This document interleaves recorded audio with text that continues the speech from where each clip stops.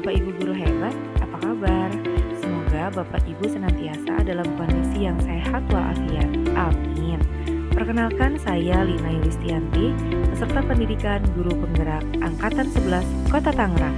Saya bertugas di SD Negeri Tangerang 14. Saya ingin menyampaikan tentang koneksi antar materi, kesimpulan dan refleksi dari modul 1.1 Filosofi Pendidikan Nasional Ki Hajar Dewantara.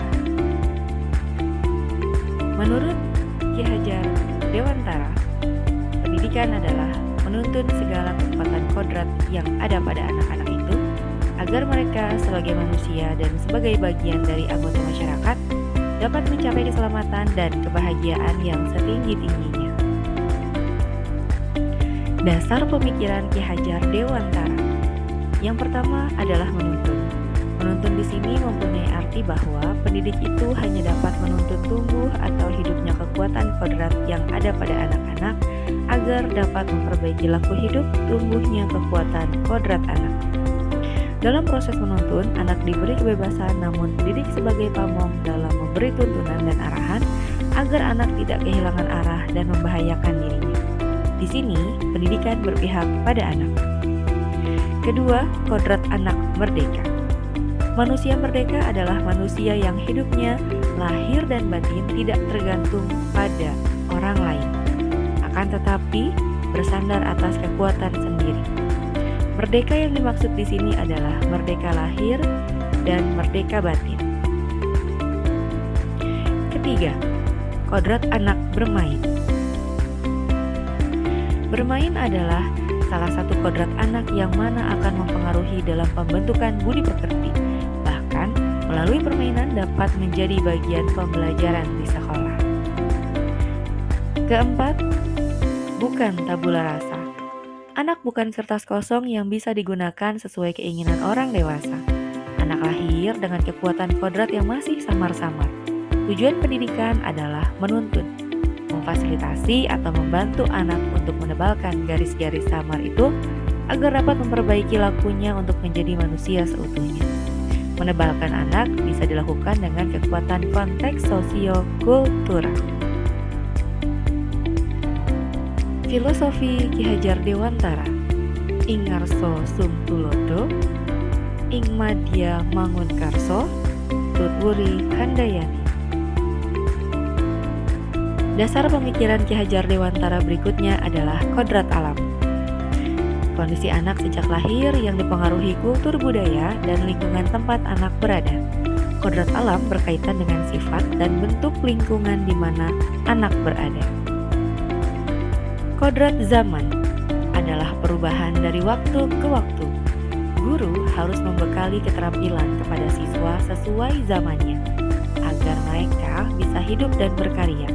Penekanannya pada keterampilan abad 21. Kodrat zaman berkaitan dengan isi dan irama.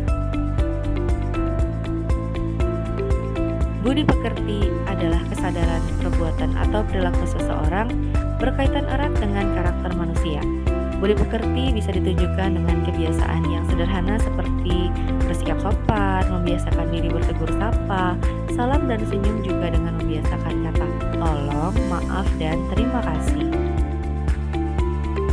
Selanjutnya, perkenankan saya untuk menjawab dan merefleksi modul 1.1 pada kesempatan ini.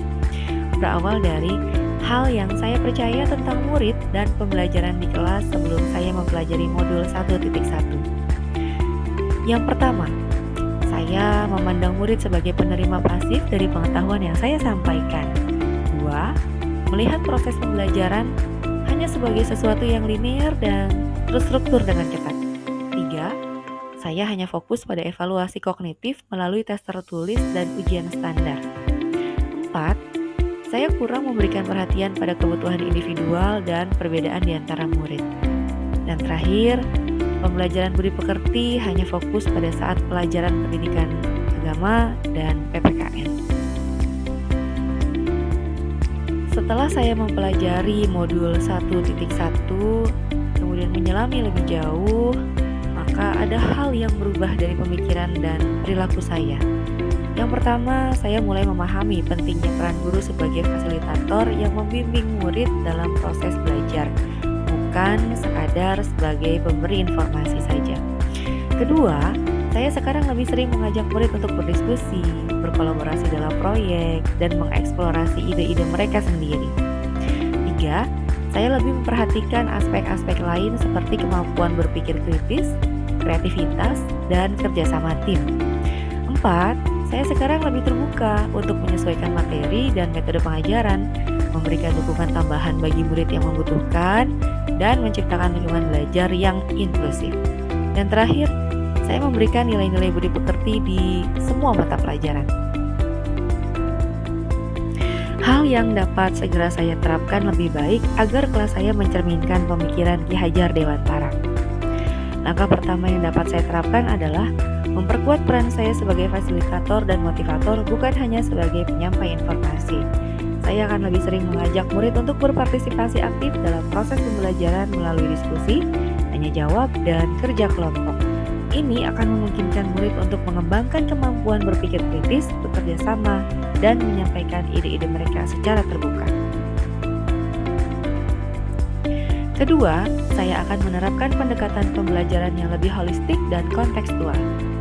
Saya akan mencoba mengaitkan materi pelajaran dengan kehidupan sehari-hari murid dan isu-isu nyata yang relevan sesuai kodrat alam dan kodrat zaman murid. Dengan demikian, murid dapat melihat relevansi langsung dari apa yang mereka pelajari dan bagaimana pengetahuan tersebut dapat diterapkan dalam konteks kehidupan nyata. Ketiga, saya akan memperbaiki metode penilaian dengan menggunakan berbagai pendekatan yang lebih komprehensif. Selain tes dan ujian tertulis, saya akan mengimplementasikan penilaian berbasis proyek, presentasi, dan penilaian diri. Dengan demikian, saya bisa lebih menghargai berbagai aspek perkembangan murid, bukan hanya aspek kognitifnya saja. Selanjutnya, saya akan lebih peka dan responsif terhadap kebutuhan individual setiap murid. Saya akan menciptakan lingkungan belajar yang inklusif dan mendukung, di mana setiap murid merasa dihargai dan diterima. Saya akan berusaha untuk menyesuaikan metode pengajaran agar sesuai dengan berbagai gaya belajar dan kebutuhan khusus murid. Dan terakhir, saya akan mengaitkan materi pelajaran dengan kehidupan sehari-hari murid dan menanamkan karakter budi pekerti yang sesuai dengan profil pelajar Pancasila. Demikian pemaparan koneksi antar materi modul 1.1 dari saya. Terima kasih atas perhatiannya. Wassalamualaikum warahmatullahi wabarakatuh.